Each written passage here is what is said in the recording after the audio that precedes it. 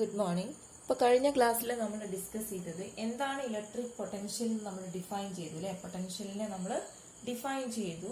അതുപോലെ പൊട്ടൻഷ്യലും ഇലക്ട്രിക് ഫീൽഡും തമ്മിലുള്ള ഒന്ന് രണ്ട് റിലേഷൻസ് നമ്മൾ വളരെ ഇമ്പോർട്ടന്റ് ആയിട്ടുള്ള റിലേഷൻസ് നമ്മൾ കണ്ടു.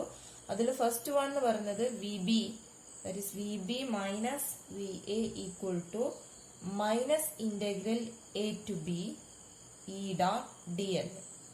ആ പൊട്ടൻഷ്യൽ ഡിഫറൻസ് വി ബി എന്ന് പറഞ്ഞാൽ ബി എന്ന് പറയുന്ന പോയിന്റും എ എന്ന് പറയുന്ന പോയിന്റും തമ്മിലുള്ള potential difference V B minus V A എന്ന് പറഞ്ഞാൽ നമുക്ക് എങ്ങനെ എഴുതാം? ഇലക്ട്രിക് ഫീൽഡിന്റെ ലൈൻ ഇന്റഗ്രൽ ആക്കിയിട്ട് എഴുതാൻ കഴിയുമെന്ന് നമ്മൾ കണ്ടു അല്ലെ. അതുപോലെ മറ്റൊരു വളരെ ഇമ്പോർട്ടന്റ് ആയിട്ടുള്ള റിസൾട്ട് ആണ് electric field is the negative gradient of potential, that is E equal to minus del V, negative gradient of this potential. അപ്പൊ ഈ രണ്ട് കാര്യം കൊണ്ട് ഇനി നമുക്ക് ഫിസിക്കൽ മീനിങ്, ഒരു പൊട്ടൻഷ്യലിന്റെ ഫിസിക്കൽ മീനിങ് എന്താന്ന് നമുക്ക് നോക്കാം. അപ്പൊ ഇന്ന് നമ്മൾ ഡിസ്കസ് ചെയ്യാനുള്ളത് എന്താണ് ഫിസിക്കൽ മീനിങ് ഓഫ് പൊട്ടൻഷ്യൽ, അതുപോലെ ഇലക്ട്രോസ്റ്റാറ്റിക് ഷീൽഡിങ് എന്താണെന്നുള്ള രണ്ട് വളരെ ഇമ്പോർട്ടന്റ് ആയിട്ടുള്ള രണ്ട് കൺസെപ്റ്റുകളാണ് നമ്മൾ ഇന്ന് ഡിസ്കസ് ചെയ്യാൻ പോകുന്നത്. അപ്പൊ നമുക്കറിയാം, നമ്മൾ കഴിഞ്ഞ ക്ലാസ്സിൽ പ്ലസ് ക്യൂ എന്ന് പറയുന്ന ഒരു ചാർജ്, പോസിറ്റീവ് ക്യൂ എന്ന് പറയുന്ന ഒരു ചാർജ് കൊണ്ട് ഒരു ഇലക്ട്രിക് ഫീൽഡ് ഉണ്ടായി അല്ലെ. അതേ റീജിയൻ തന്നെ നമ്മൾ ഇനിയും ഇവിടെ കൺസിഡർ ചെയ്യാണ്.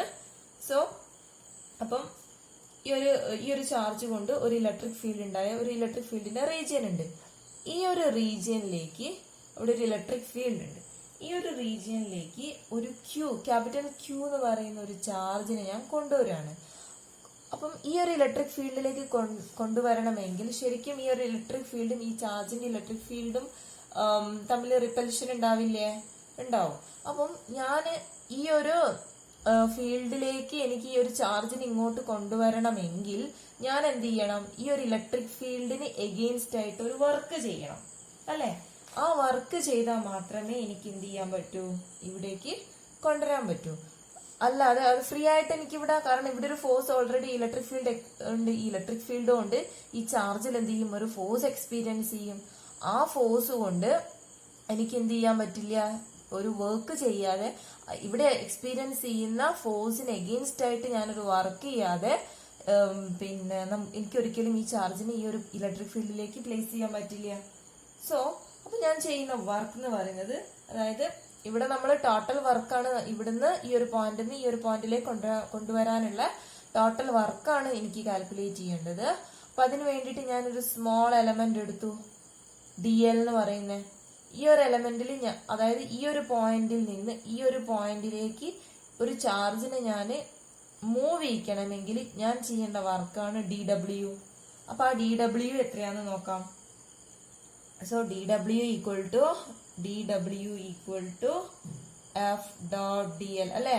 വർക്ക് എന്ന് പറഞ്ഞാൽ എന്താണ്? ഫോഴ്സ് ഇൻറ്റു ഡിസ്പ്ലേസ്മെന്റ് അല്ലെ. ഫോഴ്സ് എന്ന് പറയുന്നത് എഫ് ആണ് ഇവിടെ എക്സ്പീരിയൻസ് ചെയ്യുന്ന ഫോഴ്സ്.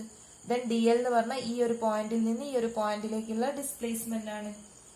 സോ ഇവിടെ നിങ്ങൾ നോക്കൂ, ഫോഴ്സ് എന്ന് പറഞ്ഞാൽ എന്താണ്? F equal to Q into E അല്ലെ.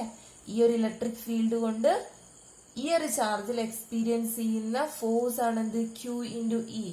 സോ ഇനി ഈ എഫിനുള്ള വാല്യൂസ്, അതായത് ക്യൂ ഇൻറ്റു ഇ എന്ന് പറയുന്ന വാല്യൂ നമ്മൾ ഇവിടെ സബ്സ്റ്റിറ്റ്യൂട്ട് ചെയ്യാം. സോ അപ്പൊ നമ്മളെ വർക്ക് ഡൺ എന്തായിരിക്കും? D W equal to Q E dot D L എന്ന് വന്നു അല്ലെ. Q E dot D L. അപ്പൊ നോക്കൂ, ഇത് നിങ്ങൾ ഈ ഒരു ചെറിയ ഡി എൽ പോർഷനിൽ മാത്രം ഉണ്ടായിട്ടുള്ള വർക്കാണ്. പക്ഷെ എനിക്ക് എന്താണ്? എ എന്ന് പറയുന്ന പോയിന്റിൽ നിന്ന് ബി എന്ന് ഇവിടെയാണ് എത്തിക്കേണ്ടത്. ബി എന്ന പോയിന്റിലേക്കാണ് എനിക്ക് എന്ത് ചെയ്യേണ്ടത്? ഈ ചാർജിനെ മൂവ് ചെയ്യിപ്പിക്കേണ്ടത് അല്ലെ.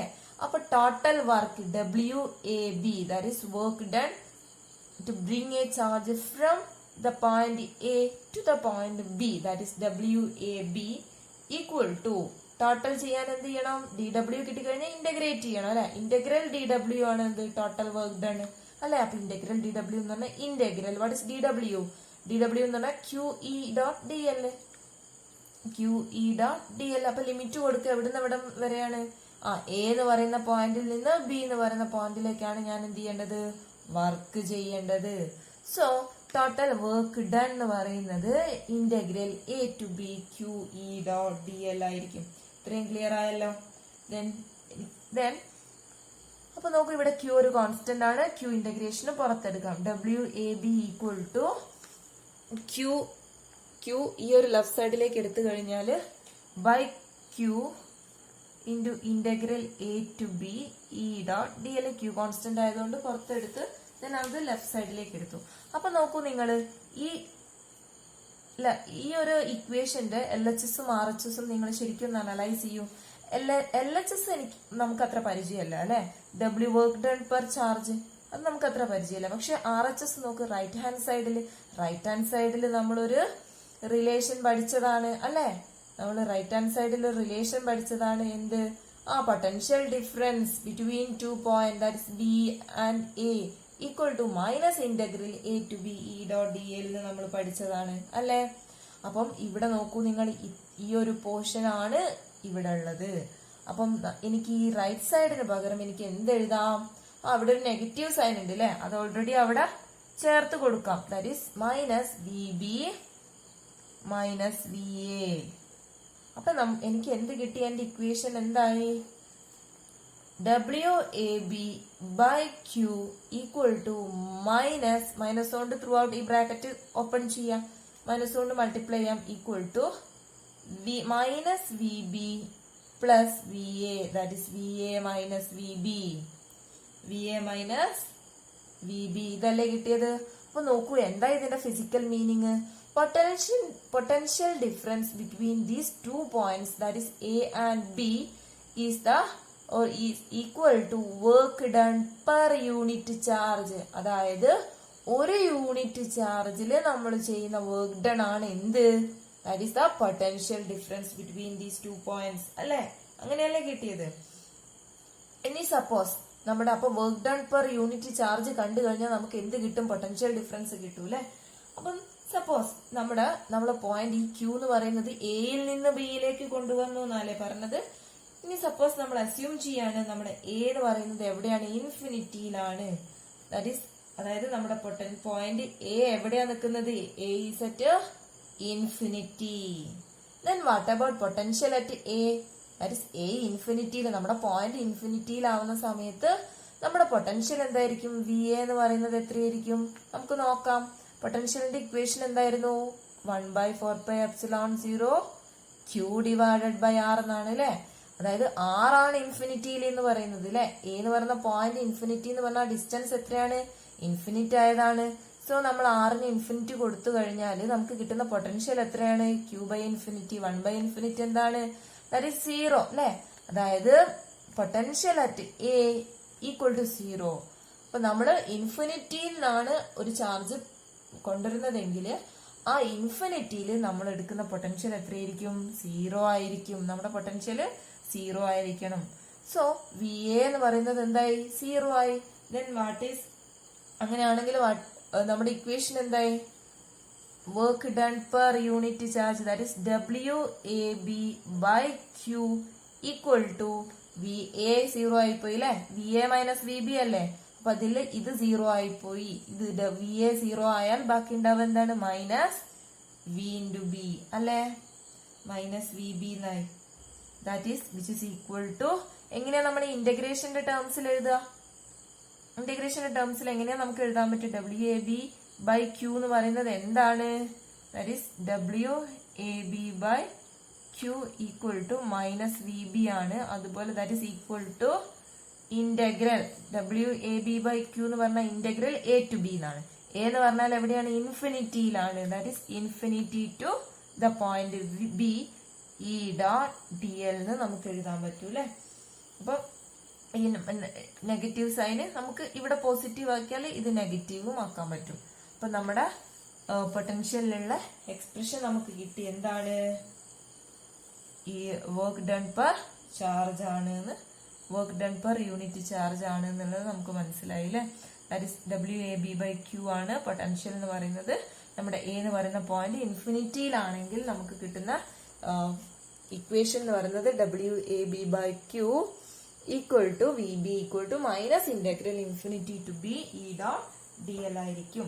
ഇനി നോക്കൂ, സപ്പോസ് നമ്മുടെ ഒരു സർഫസ് എടുക്കാണ്. ആ സർഫസിൽ എന്താണ്? പൊട്ടൻഷ്യൽ കോൺസ്റ്റന്റ് ആണ്. അതായത് ഒരു റേഡിയസ് അല്ല ഒരു സ്ഫിയർ എടുക്കാണ്. അപ്പൊ ഈ ഒരു ഇതിപ്പോ R റേഡിയസ് അല്ലെ, R റേഡിയസിലുള്ള ഈ ഒരു പിന്നെ സ്ഫിയറിൽ ഇതിന്റെ സർഫസിലെല്ലാം പൊട്ടൻഷ്യൽ എന്താണ്, സെയിം ആണ്.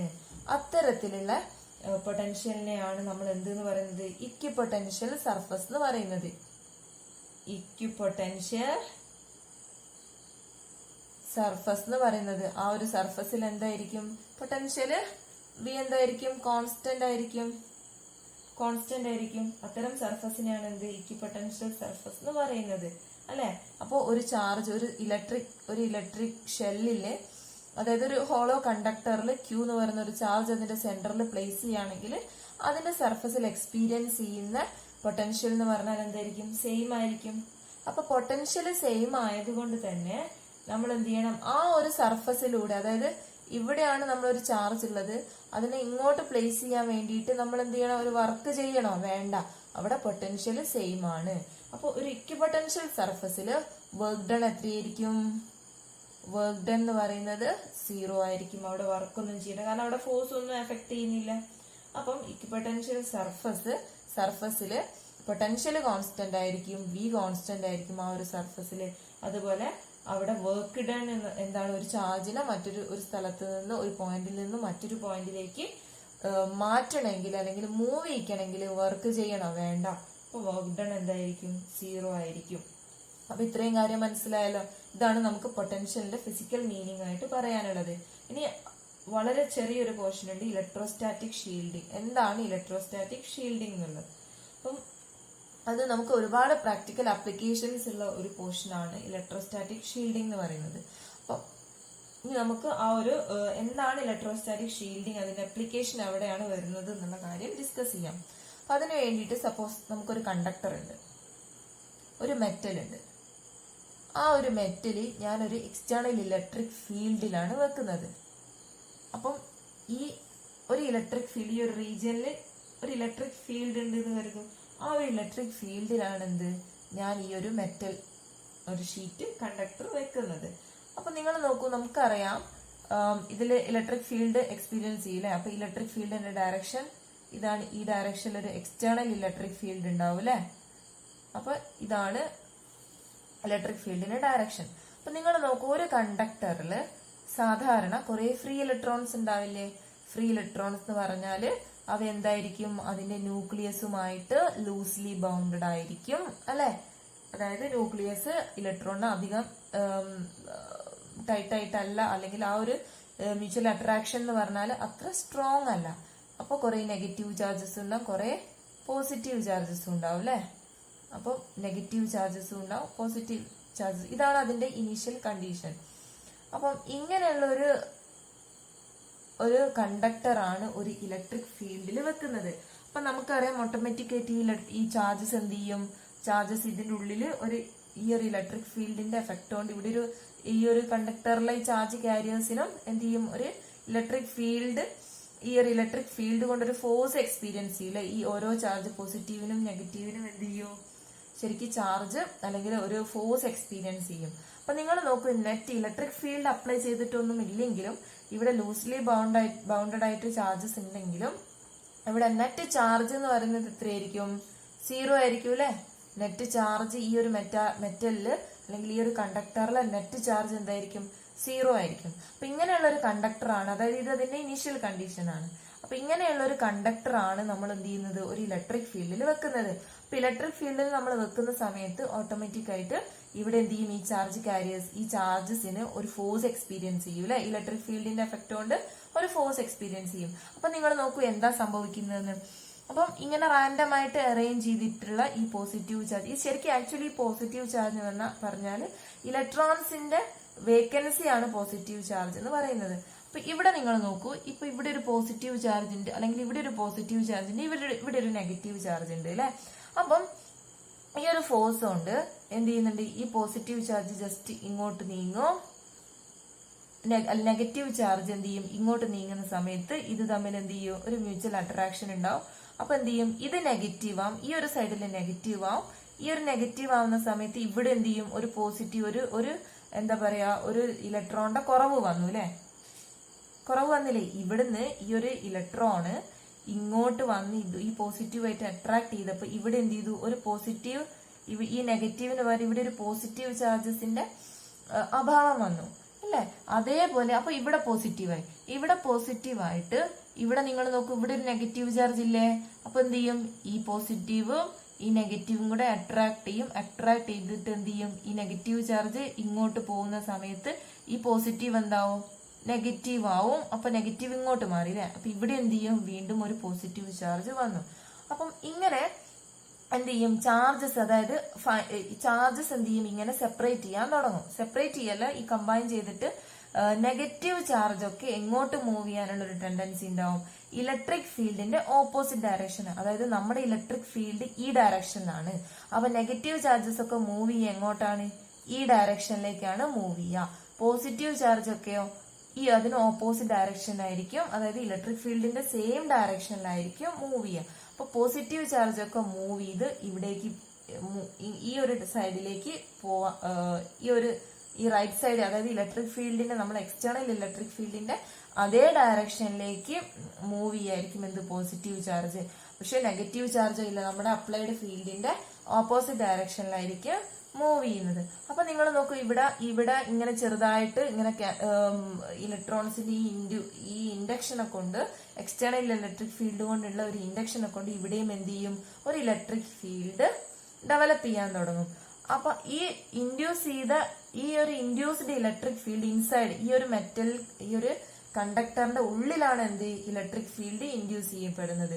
ഈ ഒരു ഇൻഡ്യൂസ്ഡ് ഇലക്ട്രിക് ഫീൽഡിന്റെ സ്ട്രെങ്ത് എന്ന് പറഞ്ഞാൽ ഇനീഷ്യലി എന്തായിരിക്കും, കുറവായിരിക്കും. അതായത് നമ്മുടെ ഇപ്പോൾ സ്ട്രെങ്ത് എക്സ്റ്റേണൽ ഇലക്ട്രിക് ഫീൽഡ് ഇത്രയാണെങ്കിൽ അതിന്റെ സ്റ്റാർട്ടിംഗ് ടൈമിൽ, അതായത് ഈ ഒരു ഇലക്ട്രിക് ഫീൽഡിലേക്ക് ജസ്റ്റ് നമ്മുടെ കണ്ടക്ടർ ജസ്റ്റ് ഒന്ന് പ്ലേസ് ചെയ്യുന്ന സമയത്ത് എന്ത് ചെയ്യും, വളരെ ചെറിയ രീതിയിലുള്ള ഇനീഷ്യൽ ആയിട്ട് ചെറിയ രീതിയിലുള്ള ഡിസ്പ്ലേസ്മെന്റ്സ് ഒക്കെ ഉണ്ടാവും. അപ്പൊ ചെറിയ ഇലക്ട്രിക് ഫീൽഡ് ഉണ്ടാവും അല്ലെ. അത് ഇൻഡ്യൂസ് ചെയ്യുന്ന ഇലക്ട്രിക് ഫീൽഡ് എന്ന് പറഞ്ഞാല് എന്തായിരിക്കും, ഏത് ഡയറക്ഷൻ ആയിരിക്കും, ഈ എക്സ്റ്റേണൽ ഇലക്ട്രിക് ഫീൽഡിന്റെ സെയിം ഡയറക്ഷൻ ആയിരിക്കും അല്ലെ. നെഗറ്റീവ് ചാർജ് അതിന് ഓപ്പോസിറ്റ് ഡയറക്ഷനിലായിരിക്കും നെഗറ്റീവ് ചാർജ് മൂവ് ചെയ്യുക. അതുപോലെ പോസിറ്റീവ് അതിന്റെ സെയിം ഡയറക്ഷനിലായിരിക്കും. അപ്പൊ അതായത് എക്സ്റ്റേണൽ ഇലക്ട്രിക് ഫീൽഡിന്റെ ഓപ്പോസിറ്റ് ഡയറക്ഷനിലുള്ള ഒരു ഇലക്ട്രിക് ഫീൽഡാണ് എന്ത്, ഇതിനുള്ളിൽ ഇൻഡ്യൂസ് ചെയ്യപ്പെടുന്നത്. അപ്പൊ ഇനീഷ്യലി അതിന്റെ സ്ട്രെങ്ത് എന്ത് ചെയ്യുന്നുണ്ട്, അത് ഓപ്പോസിറ്റ് ഡയറക്ഷൻ ആണെങ്കിലും അത്ര എക്സ്റ്റേണൽ ഇലക്ട്രിക് ഫീൽഡിന് ഈക്വൽ ആവില്ല. പിന്നെ നിങ്ങൾ നോക്കൂ, ഈ ഒരു സ്റ്റാർട്ടിങ് ഇവിടെ തുടങ്ങി കഴിഞ്ഞാൽ ഇലക്ട്രോണും പിന്നെ പോസിറ്റീവും നെഗറ്റീവും ചാർജ് കാരിയേഴ്സ് മൂവ് ചെയ്യാൻ ഇവിടുന്ന് തുടങ്ങി. അങ്ങനെ ഫൈനലി എന്ത് ചെയ്യും, ത്രൂ ഔട്ട് ഈ കണ്ടക്ടറിൽ മൊത്തം ആ മോഷൻ ആയിട്ട് ഫൈനലി എന്ത് ചെയ്യും, നെഗറ്റീവ് ചാർജസ് ഒക്കെ ഇവിടെയും പോസിറ്റീവ് ചാർജസ് ഒക്കെ ഇവിടെയായിട്ട് നിൽക്കില്ലേ, ഈ ഒരു എൻഡിലുമായിട്ട് നിൽക്കില്ലേ. ആ ഒരു സമയത്ത് ഇതിന്റെ മാക്സിമം ഇലക്ട്രിക് ഫീൽഡ് ഇൻഡ്യൂസ് ചെയ്യപ്പെട്ടു. അപ്പൊ ഇതിന്റെ സ്ട്രെങ്ത് എന്തായിരിക്കും, ആദ്യത്തെ കേസ് പോലെ ആയിരിക്കും അല്ലെ. അതായത് എക്സ്റ്റേണൽ നമ്മൾ എത്ര ഇലക്ട്രിക് ഫീൽഡ് കൊടുത്തോ, നമ്മൾ എക്സ്റ്റേണൽ എത്രത്തോളം ഇലക്ട്രിക് ഫീൽഡ്, അല്ലെങ്കിൽ നമ്മുടെ എക്സ്റ്റേണൽ ഇലക്ട്രിക് ഫീൽഡിന്റെ സ്ട്രെങ്ത്തിനനുസരിച്ചല്ലേ ഇവിടെ ചാർജസ് ഇൻഡ്യൂസ് ചെയ്യാം. അപ്പോൾ എത്ര എക്സ്റ്റേണൽ ഇലക്ട്രിക് ഫീൽഡ് കൊടുത്തോ അതിന് കറസ്പോണ്ടിങ് ആയിട്ട് ഒരു ഇൻഡ്യൂസ്ഡ് ഇലക്ട്രിക് ഫീൽഡ് എന്ത് ചെയ്യുന്നുണ്ട്, മെറ്റൽ ഈ കണ്ടക്ടറിന്റെ ഉള്ളിൽ ഉണ്ടാവുന്നുണ്ട്. അപ്പൊ അതിന്റെ സ്ട്രെങ്ത് എന്ത് ചെയ്യും, ഈക്വൽ ആൻഡ് ഓപ്പോസിറ്റ് ആയിരിക്കും എന്ത്, എക്സ്റ്റേണൽ ഇലക്ട്രിക് ഫീൽഡുമായിട്ട്. അപ്പൊ നോക്കൂ, നിങ്ങൾ ഇൻസൈഡ് ദിസ് കണ്ടക്ടർ, ഈ ഒരു കണ്ടക്ടറിന്റെ ഇൻസൈഡിലുള്ള ഇലക്ട്രിക് ഫീൽഡ് ടോട്ടൽ എന്ന് പറയുന്നത് എന്തായിരിക്കും, 0 ആയിരിക്കും അല്ലെ. അതായത് ഈ എക്സ്റ്റേണൽ എത്രയാണോ അതിന് ഈക്വൽ ആൻഡ് ഓപ്പോസിറ്റ് ഡയറക്ഷനാണ് എന്ത്, ഈ ഇൻഡ്യൂസ്ഡ് ഉണ്ടായത് അല്ലെ. എക്സ്റ്റേണൽ ഇലക്ട്രിക് ഫീൽഡ് എത്രയാണോ അതിന് equal and opposite, equal magnitude ആണ് ബട്ട് ഓപ്പോസിറ്റ് ഇൻ ഡയറക്ഷൻ ആണ്. ആ ഒരു രീതിയിലായിരിക്കും എന്ത്, ഇൻഡ്യൂസ്ഡ് ഇലക്ട്രിക് ഫീൽഡ് ഉണ്ടായത്. അപ്പൊ നെറ്റ്, ഈ ഒരു കണ്ടക്ടറിൽ നെറ്റ് എഫക്ട് ചെയ്യുന്ന ഇലക്ട്രിക് ചാർജ് എന്ന് പറയുന്നത് എന്തായിരിക്കും, 0 ആയിരിക്കും. സോ ഈ നെറ്റ് ഇലക്ട്രിക് ഫീൽഡ് എന്ന് പറയുന്നത് 0 ആയിരിക്കും. ഇത്രയും കാര്യം മനസ്സിലായല്ലോ. ഇനി അപ്പൊ ഈ ഒരു കൺസെപ്റ്റ് വെച്ചിട്ട് നമുക്കറിയാം Gauss's law, del dot E എന്ന് പറഞ്ഞാൽ എന്താണ്, റോ ബൈ എപ്സിലോൺ 0 ആണ് അല്ലെ. ഡെൽ ഡോട്ട് ഇ എന്ന് പറഞ്ഞാൽ എന്താണ്, റോ ബൈ എപ്സിലോൺ 0 ആണ്. അപ്പൊ നമുക്ക് ഗോസസ് ലോയുടെ ഇക്വേഷൻ ആണ്, that is del dot E equal to rho by epsilon 0 ആണ് അല്ലെ. ഇവിടെ ഇലക്ട്രിക് ഫീൽഡ്, അപ്പൊ നമ്മള് പിന്നെ ഇവിടെ ഇലക്ട്രിക് ഫീൽഡ് 0 ആണ് അല്ലെ. ഈ നെറ്റ് ഇലക്ട്രിക് ഫീൽഡ് എന്ന് പറയുന്നത് 0 ആണ്. ഇത് 0 ആവുന്ന സമയത്ത് ഓട്ടോമാറ്റിക്കലി എന്താവും, rho by epsilon 0 equal to 0 ആവും. അതുപോലെ റോ എന്ന് പറയുന്നത് എന്തായിരിക്കും, 0 ആണ്. അപ്പൊ എന്താ റോ എന്ന് പറഞ്ഞാൽ വോളിയം ചാർജ് ഡെൻസിറ്റി അല്ലെ. അപ്പൊ ഇതിന്റെ ഉള്ളില്, അതായത് വോളിയം ചാർജ് ഡെൻസിറ്റി 0 എന്ന് പറഞ്ഞാല് അതിന്റെ വോളിയം ചാർജ് ഡെൻസിറ്റിയെ നമ്മൾ എങ്ങനെയാ ഡിഫൈൻ ചെയ്യുക? Charge per unit volume, that is Q/d അല്ലെങ്കിൽ ഒരു യൂണിറ്റ് വോളിയത്തിൽ അടങ്ങിയിട്ടുള്ള എത്ര ചാർജസ് ആണ്, അതാണ് എന്ത് വോളിയം ചാർജ് ഡെൻസിറ്റി എന്ന് പറഞ്ഞാല്. അപ്പൊ അത് 0 ആണെന്നാണ് അർത്ഥം. ഇപ്പൊ വോളിയം 0 ആവില്ലല്ലോ. അപ്പൊ ടോട്ടൽ ചാർജ് ആണ് എന്ത് അതിന്റെ ഉള്ളില് 0. അതായത് നമ്മുടെ ഒരു മെറ്റൽ കണ്ടക്ടർ ഉണ്ടെങ്കിൽ അതിന്റെ സർഫസിൽ മാത്രം, ഫൈനലി ഞാൻ പറഞ്ഞില്ല എങ്ങനെ ഡിസ്പ്ലേസ് ചെയ്യുന്നു, നെഗറ്റീവ് ഒക്കെ ഈ ഒരു സർഫസിലും പോസിറ്റീവ് ഒക്കെ ഏത് സൈഡിലും, റൈറ്റ് സൈഡിൽ ഈ സർഫസിൽ മാത്രമായിട്ട് അക്യുമുലേറ്റ് ചെയ്യും. അതിന്റെ ഉള്ളിൽ എന്തായിരിക്കും? ടോട്ടൽ ചാർജ് Q=0 ആയിരിക്കും. അതുകൊണ്ട് തന്നെ Q0 ആയതുകൊണ്ട് തന്നെ വോളിയം ചാർജ് ഡെൻസിറ്റിയും എന്തായിരിക്കും? 0 ആയിരിക്കും. ഇതാണ് എന്തിന്റെ കേസിലുള്ളത്? ഒരു കണ്ടക്ടർ ഒരു ഇലക്ട്രിക് ഫീൽഡിൽ നമ്മൾ വെച്ച് കഴിഞ്ഞാൽ സംഭവിക്കുന്നത്. അപ്പൊ ഇനി ആ സർഫസിൽ മാത്രമേ ഉണ്ടാവുമെന്ന് പറഞ്ഞു അല്ലെ. ഇനി സപ്പോസ് നമ്മുടെ ഈ ഒരു കണ്ടക്ടറിൽ നമ്മളൊരു ക്യാവിറ്റി, അതായത് ഒരു ക്യാവിറ്റി എന്ന് പറഞ്ഞാൽ എന്താണെന്ന് അറിയാലോ, ഒരു ക്യാവിറ്റി ഉണ്ട് എന്ന് കരുതൂ. അങ്ങനെയാണെങ്കിൽ അവിടെ ഈ നമ്മൾ ഏത് ഇലക്ട്രിക് ഫീൽഡിൽ നമ്മൾ ഈ ഒരു മെറ്റൽ വെച്ചാലും ക്യാവിറ്റിയിൽ എന്ത് ചെയ്യില്ല? ഈ ഒരു ഇലക്ട്രിക് ഫീൽഡിന്റെ യാതൊരുവിധ എഫക്റ്റും ഉണ്ടാവില്ല ഈ ക്യാവിറ്റിയെ. അപ്പൊ electric field inside this cavity equal to എന്തായിരിക്കും? 0 ആയിരിക്കും. കാരണം ഇവിടെ അത് നമുക്കറിയാം, നമ്മളൊരു സ്പെറിക്കൽ കണ്ടക്ടർ വെച്ചാൽ ഒരു ഹോളോ കണ്ടക്ടർ ആണെന്ന് കരുതും, ഹോളോ കണ്ടക്ടർ ആണ് ഇത് വെച്ച് കഴിഞ്ഞാല് നമ്മൾ ഗോസസ് ലോ വെച്ചിട്ട് നമുക്ക് ഇലക്ട്രിക് ഫീൽഡ് ഇൻസൈഡ് എത്രയാണെന്ന് നമുക്ക് കാൽക്കുലേറ്റ് ചെയ്യാൻ പറ്റൂലേ. അപ്പൊ അവിടെ നിങ്ങൾ നോക്കൂ, നമ്മുടെ ഗോസസ് ലോ വെച്ചിട്ട് total electric field integral E.ds equal to Q enclosed by ε0 എന്നല്ലേ. അപ്പൊ ഇവിടെ ക്യാവിറ്റി ഈ R ലെസ് ദാൻ R എന്ന് പറയുന്ന ഈ ഒരു ഇതിന്റെ ഉള്ളിലുള്ള ഒരു കേസ് എടുത്തു കഴിഞ്ഞാല്, ഒരു ഗോഷ്യൻ സർഫസ് എടുത്തു കഴിഞ്ഞാൽ അവിടെ എൻക്ലോസ് ചെയ്ത ചാർജ് Q എന്ന് പറയുന്നത് എന്തായിരിക്കും? 0 ആയിരിക്കും. ഈ ക്യാവിറ്റിന്റെ ഉള്ളിൽ ചാർജ് ഉണ്ടാവോ? ഇല്ല അല്ലെ. ഇതിന്റെ സർഫസിൽ മാത്രമേ ചാർജ് ഉണ്ടാവും. ഇപ്പൊ ഈ സർഫസിൽ മാത്രമേ ചാർജ് ഉണ്ടാവും. അതുകൊണ്ട് Q എൻക്ലോസ്ഡ് എന്ന് പറയുന്നത് എന്തായിരിക്കും? 0 ആയിരിക്കും. അതുകൊണ്ട് തന്നെ അവിടെ ഇലക്ട്രിക് ഫീൽഡ് എന്തായിരിക്കും? 0 ആണ്. അപ്പൊ നോക്കൂ, നിങ്ങൾ ഇവിടെ ഒരു ക്യാവിറ്റി ഉണ്ടെങ്കിൽ, അല്ലെങ്കിൽ ഒരു കണ്ടക്ടറിൽ ഒരു ക്യാവിറ്റി ഉണ്ടെങ്കിൽ ആ ക്യാവിറ്റിയെ ഒരു തരത്തിലും എന്ത് ചെയ്യുന്നില്ല? ഇലക്ട്രിക് ഫീൽഡ് എഫക്ട് ചെയ്യുന്നില്ല. എക്സ്റ്റേണൽ ഫീൽഡ് എന്താവുന്നില്ല? എഫക്ട് ചെയ്യുന്നില്ല. അതുകൊണ്ട് തന്നെ നമുക്ക് എന്ത് പറയാൻ പറ്റും? ഈ ഒരു പ്രോപ്പർട്ടി, ഒരു കണ്ടക്ടിങ് മീഡിയത്തിനാണ് ഈ ഒരു പ്രോപ്പർട്ടി ഉള്ളത്. അപ്പൊ ഒരു കണ്ടക്ടിങ് മീഡിയത്തിന്റെ ഈ ഒരു പ്രോപ്പർട്ടിയാണ് നമ്മൾ എന്ത് പറയുന്നത്? ഇലക്ട്രോസ്റ്റാറ്റിക് ഷീൽഡിംഗ് എന്ന് പറയുന്നത്. ഇലക്ട്രോസ്റ്റാറ്റിക് ഷീൽഡിംഗ് എന്ന് പറയുന്നത്, അതായത് ഷീൽഡ് ചെയ്യാണ് ഇലക്ട്രിക് ഫീൽഡിനെ എന്ത് ചെയ്യാത്ത തടഞ്ഞ് നിർത്തുകയാണ്. അപ്പൊ ഇതുകൊണ്ട് തന്നെയാണ് നമ്മൾ ചെറിയ ക്ലാസ്സിലൊക്കെ പഠിച്ചിട്ടുണ്ട്. പിന്നെ നമ്മൾ ലൈറ്റനിങ്ങിന്റെ സമയത്തൊക്കെ ഒരു കാർ എന്ന് പറഞ്ഞാൽ എന്താണ്? Is an example of metallic hollow, ഒരു മെറ്റാലിക് ക്യാവിറ്റി അല്ലേ അതിന്റെ ഉള്ളില്. അപ്പം ഇതിൽ ഇലക്ട്രിക് ഫീൽഡ് ഈ ലൈറ്റനിങ്ങിന്റെ സമയത്തൊക്കെ നമ്മൾ ഈ കാറിന്റെ ഉള്ളിലൊക്കെ ആണെങ്കിൽ നമുക്ക് ഇടിമിന്നൽ പറ്റില്ല എന്ന് പറയുന്ന കാരണം അതിന്റെ ഉള്ളിൽ ഇലക്ട്രിക് ഫീൽഡ് 0 ആയിരിക്കും. അത് ഷീൽഡ് ചെയ്യാണ്, ഇലക്ട്രോസ്റ്റാറ്റിക് ഷീൽഡിംഗ് ആണ് ഇതിന്റെ ആപ്ലിക്കേഷൻ ആയിട്ട് പറയുന്നത്. അങ്ങനെ ഒരുപാട് കേസസ് ഉണ്ട് ഇതിന്റെ ആപ്ലിക്കേഷൻ ആയിട്ട്. അപ്പൊ എന്താണ് ഇലക്ട്രോസ്റ്റാറ്റിക് ഷീൽഡിംഗ് എന്ന് പറഞ്ഞാൽ ക്യാവിറ്റിയിൽ electric field, external electric field യാതൊരു വിധത്തിലുള്ള എഫക്റ്റും ഉണ്ടാക്കുന്നില്ല, അതായത് അതിനെ തടയുന്നുണ്ട്. അപ്പൊ അതുകൊണ്ട് ആ ഒരു പ്രോപ്പർട്ടി, ആ കണ്ടക്ടറിന് മാത്രമുള്ള ഒരു പ്രോപ്പർട്ടിയാണിത്. ആ ഒരു പ്രോപ്പർട്ടിയാണ് എന്തെന്ന് പറയുന്നത്? ഇലക്ട്രോസ്റ്റാറ്റിക് ഷീൽഡിംഗ് എന്ന് പറയുന്നത്. അപ്പൊ ഇത്രയും കാര്യം മനസ്സിലായല്ലോ. അപ്പൊ ഇന്ന് നമ്മൾ ഡിസ്കസ് ചെയ്തത് വളരെ ഇമ്പോർട്ടന്റ് ആയിട്ടുള്ള ഫിസിക്കൽ മീനിങ് ഓഫ് പൊട്ടൻഷ്യലും ഇലക്ട്രോസ്റ്റാറ്റിക് ഷീൽഡിംഗുമാണ്. അപ്പൊ കൃത്യമായി മനസ്സിലായി എന്ന് കരുതുന്നു. Okay, thank you.